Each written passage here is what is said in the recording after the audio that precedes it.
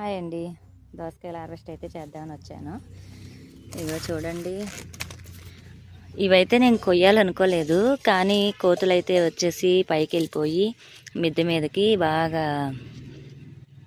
కొరికేసేస్తున్నాయి అనమాట. ఇంకా ఈ దోసకాయలు కూడా చూసినాయి అంటే ఇంక దోసకాయల పని కూడా అయిపోతాయి. 2 కోతులు అయితే బాగా వస్తున్నాయి, ఇటు అలవాటు అయినట్టున్నాయి, ఎప్పుడైతే రావు.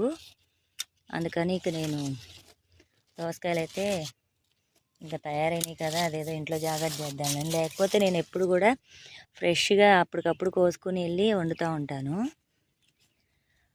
ఇప్పుడైతే ఈ కోతుల దెబ్బకి కొయ్యాల్సి వస్తుంది. మనం తాజాగా కోసుకుంటేనే చాలా టేస్ట్గా ఉంటాయి.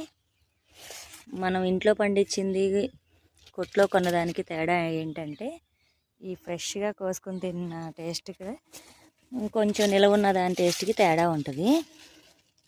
ఇంకా ఇదిగోండి కోసేస్తున్నాను. ఇది అయితే పడిమలిసింది, ఇది చేదో మరి మామూలుకాయో తెలీదు. చేదైనా పర్వాలేదు, మనం విత్తనాలు తీసేసి అయితే వండుతాం కాబట్టి.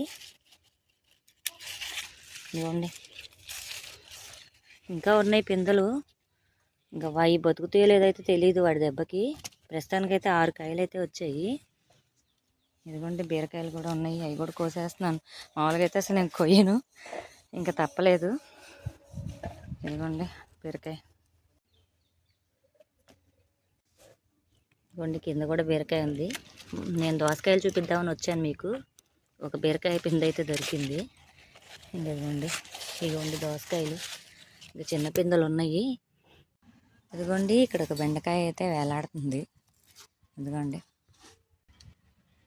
ఇదిగోండి ఇక్కడ ఒక బీరకాయ ఉంది, ఇదైతే కట్ చేస్తాను.